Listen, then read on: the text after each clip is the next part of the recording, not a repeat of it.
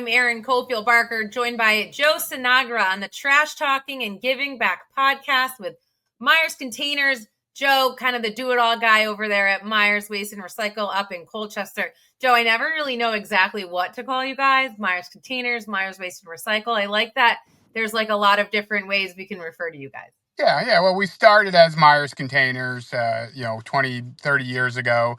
But then we've quickly found about 10 years in that people thought containers in Vermont that we make maple syrup containers or stuff like that. So we moved over to waste and recycling because it's more of what, of course, we do. So our official corporate name is still containers, but waste and recycling is what people know us more by.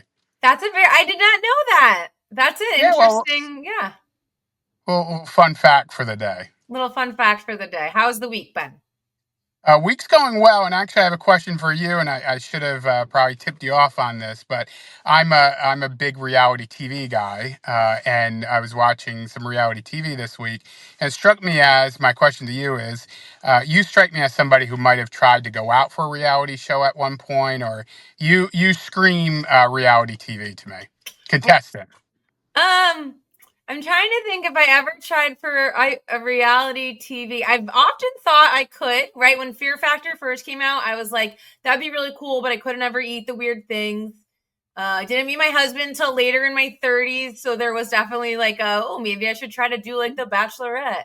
I will say I was on Judge Judy when I was in high school. I think we've talked about this. Yes. My family tried out for Family Feud one time. Oh. All right. Didn't get selected. Yeah, but that. If you were on a reality TV show, what would you be on? Which show would you want to do? It's a great question. I would love to say Survivor because, I've been a fan since day one. But some of these new ones are very, the new Rob Lowe one. I don't know if you see, where you're an expert in some category. You charge the floor. The Vermonters just got kicked off the floor. Yes, I saw that. So, I don't know. But I do love my reality TV. There was also recently, there's some Vermonters on 99 to Beat as well, which is, I think I'd be good at that one. You just get given some basic household tasks that you have to try to do. Yeah, absolutely. It's kind of cool. This feels like a good time to welcome in our guest because we can see if she were to be on a reality show, what would she want to be in? My siblings tried out for The Amazing Race, by the way. So there's another one. Didn't make it. Anyways, let's welcome in Recycle Rhonda. It is Rhonda Mace of the Chittenden Solid Waste District. Hi, Rhonda. If you were to be on a reality show, which reality show would it be? I don't know anything in specifics, but a cooking show. Let's put it that way. Not baking though, but actual like cooking. Actual cooking. But so should we go with one where like they are yelling at you or they're like very nice and you just get a lot of ingredients and you've got to make something? Yeah, maybe like Chopped or something in that nature. Yeah. I don't want to yell at that. That feels like it's in the recycle genre, right? When they give you a bunch of ingredients and say, hey, what can you turn this into? Yeah, that's always my special thing in the kitchen is how can I use this waste or whatever to make something different out of it before I toss it into the compost. I love it. Okay, so Rhonda, tell us, I know you've been with CSWD for about 11 years doing what you're doing. Tell me a little bit about your day-to-day. So I have I think probably one of the most awesome jobs because I get to hang out with Chittenden County kiddos from 2-year-olds to 52-year-old grad students and help them figure out where their unwanted stuff goes and how they can be better planet protectors and more sustainable in our at least in our county, but take that out into the world and spread the love all over the place. Sometimes here on the podcast, Joe will talk about different things. Should they be recycled? Should they be composted? Are they trash? What are some of the things that the kiddos ask? Or, do you have any like funny stories of things that they've wondered about? Well, it's funny because I ask them where, and depending on the age level, but I ask them where paper comes from. And one time some kid said, well, it comes from China. And I was like, okay. It's a possibility. Or, where, the other day it was something crazy. Like, where does paper come from? Well, it comes from the grocery store, of course. Course it does. But they also amaze me. Like I was teaching 4 and 5 year olds the other day, and we were talking about the importance of trees and why recycling paper saves trees.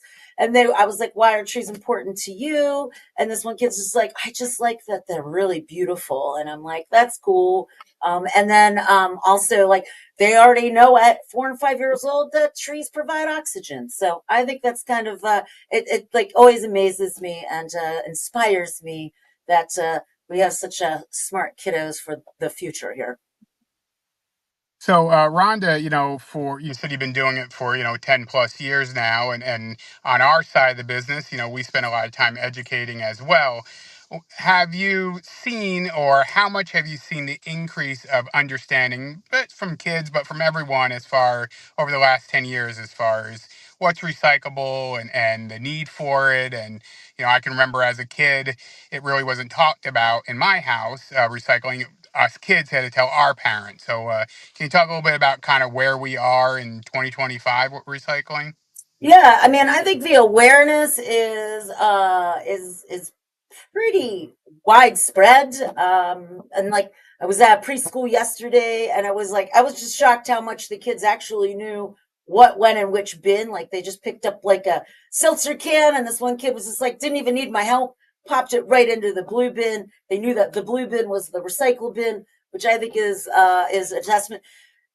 When I started here, maybe not so much. I mean, it was more like we weren't really color coded either. And now it's like, it's really cool that we've got like green for composting and blue for recycling and black for trash and even orange for like the special recycling things. And I think that helps the kids and the when English isn't their first language, really helps helps people sort their stuff out easier. And then the kids, of course, they're so adorable, they take the learning to the community. And I think like that's why I think I love my job as much, because the kids are invested, but they also are the ones spreading more information out there. And I've definitely gotten stopped on the street by parents more than once, being like, oh, you're recycle, Rhonda, and you're the reason my kid is schooling us at the dinner table on what goes in which bin. And I was like, mission accomplished, I'll take it, it's all good. I mean, I think Joe had a really good point though, where it was like,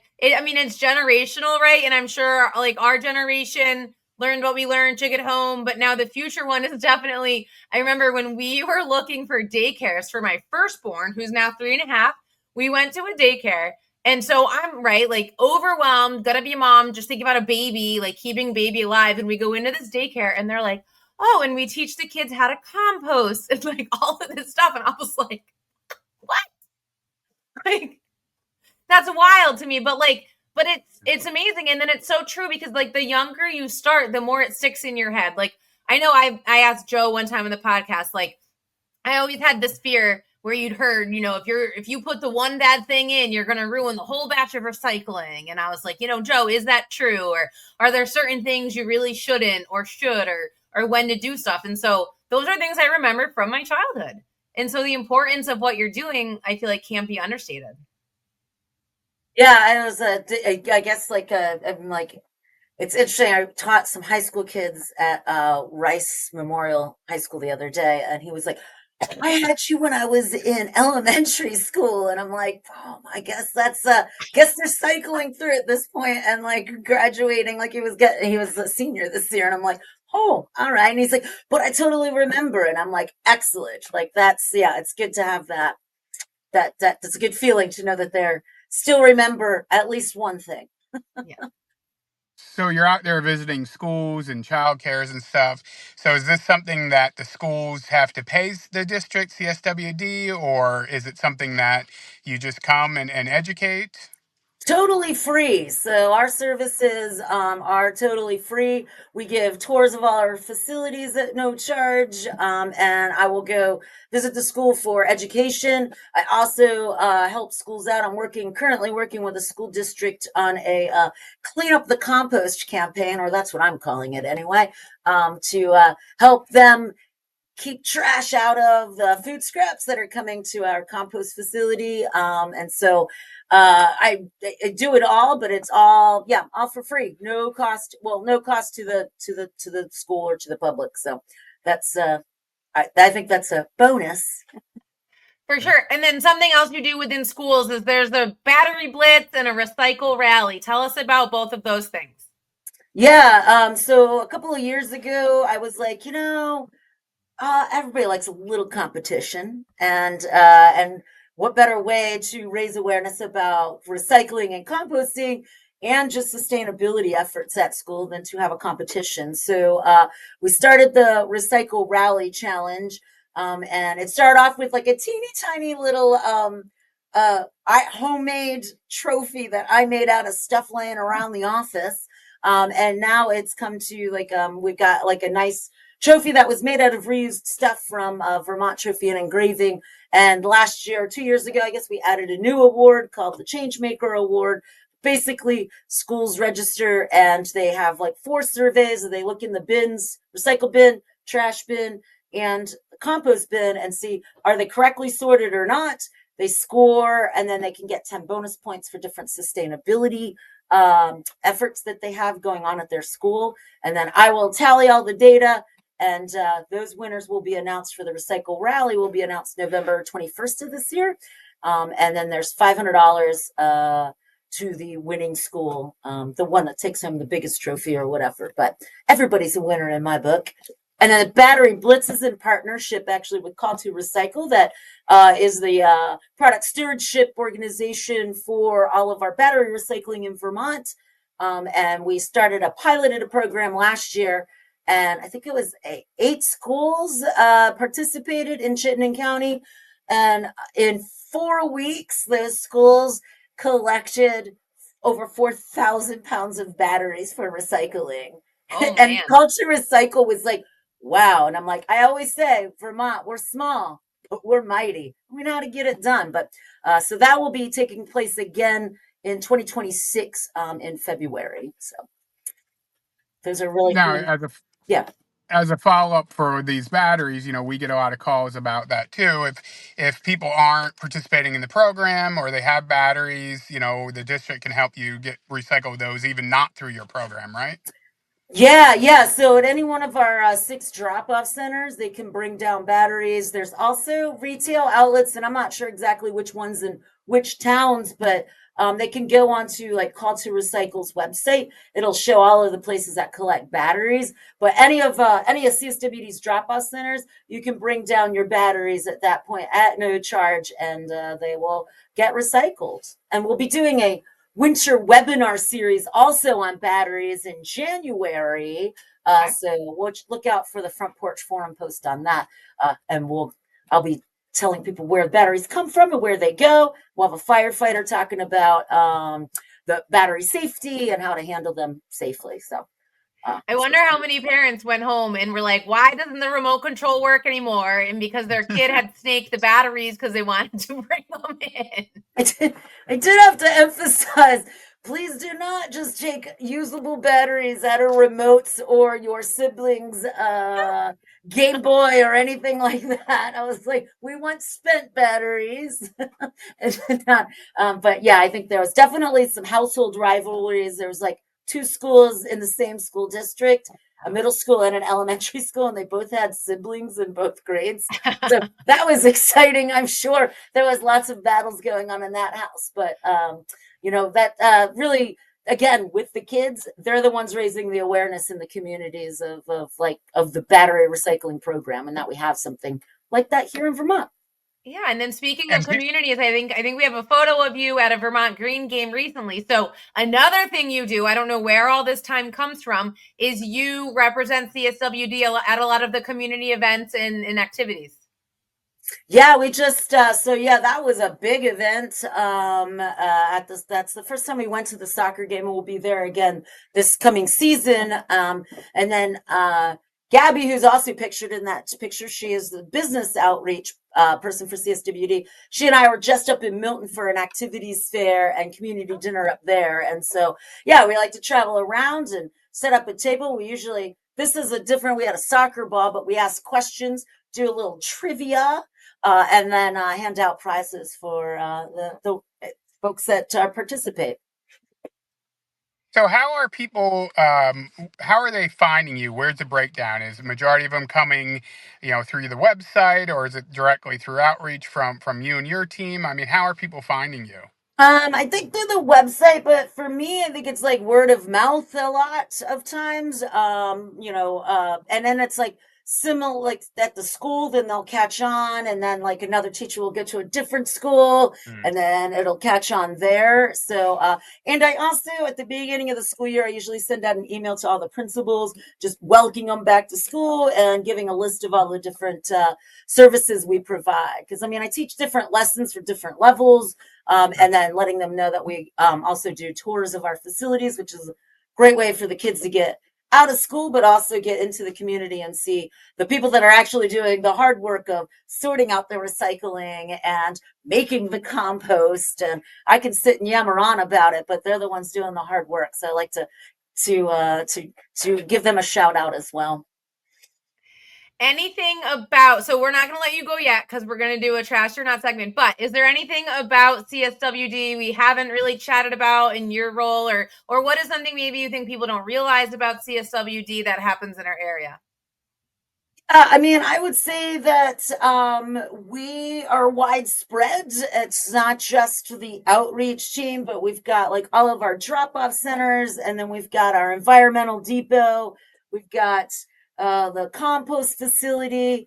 The MRF is not our employees, but they're still hardworking over there. We do own it, but it's the people out there, boots on the ground, doing a lot of the outreach work as well, not just the three of us, because there's a community outreach person as well. But it's it is a team, like it is a team effort, and not just CSWD, but working with all of the other folks involved, like Myers and all of the other like haulers, and working together as a community and a team to get that end goal of getting people to sort things out correctly, and most of all, like reducing and reusing when possible. Yeah. All right, Joe, you ready for trashy or not? I am, if you good folks are as well. Yeah. I am. Ben, you ready to roll it?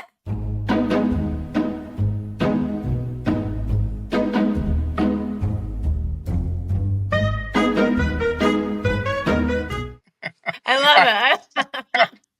it. I love it. I love it. So, trashy or not this week, I think we all sometimes fall into our habits, and we might go out with the same group of friends. And Erin, I know you have a book club that you see, and you all have your routines of when the bill comes and how you do it in your own group. But sometimes you go out with people you're not familiar with. So, trashy or not, you go out as a group and you order your stuff, and you don't discuss the bill before it comes. Trashy, is it trashy after the bill comes to vocalize that you're not going to split the bill evenly 4 ways, because I might have only had an appetizer and a drink, and Erin might have had 4 drinks and a meal. So is it trashy that after the bill comes, you vocalize how you're splitting it?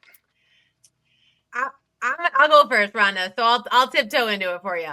I think this very largely depends on who the person doing the asking is. Is the person who had the 4 drinks and not the 0 drinks the one saying it? Or is the person that has the lower end of the bill saying it? Because I think it's pretty classy, if that's even the right word, if the person who likely would have the lowest tab is like, oh, let's just like split it, no problem, I don't want to worry about it.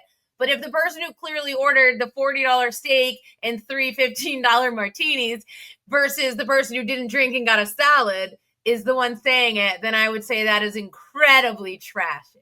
But I also would hope the person who did that has the awareness to be like, even if my friend said, let's split it 4 ways, like I'd be like, no, we don't have to do that. Or, okay, that's fine, but I'm going to pay the entire tip. Like, I clearly had more than you did.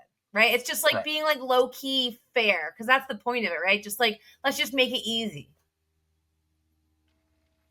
Right, right, and it all stemmed from a friend of mine had the same group of friends that go out, and they were constantly splitting the bill evenly 4 ways, but one person was one or two people were constantly always having more food, more drink. So finally, he felt a little awkward after 4 or 5 times to finally say, "Listen, I don't think it's fair that we're splitting this. I'm not drinking and eating as much as everyone else." All right, Rhonda, what's your official answer? Well, I would say, as I was asking the Wait, trashy or Rhonda, since not. you can hear us, thumbs up is trashy, thumbs down is not, and this is like sometimes trashy, sometimes not.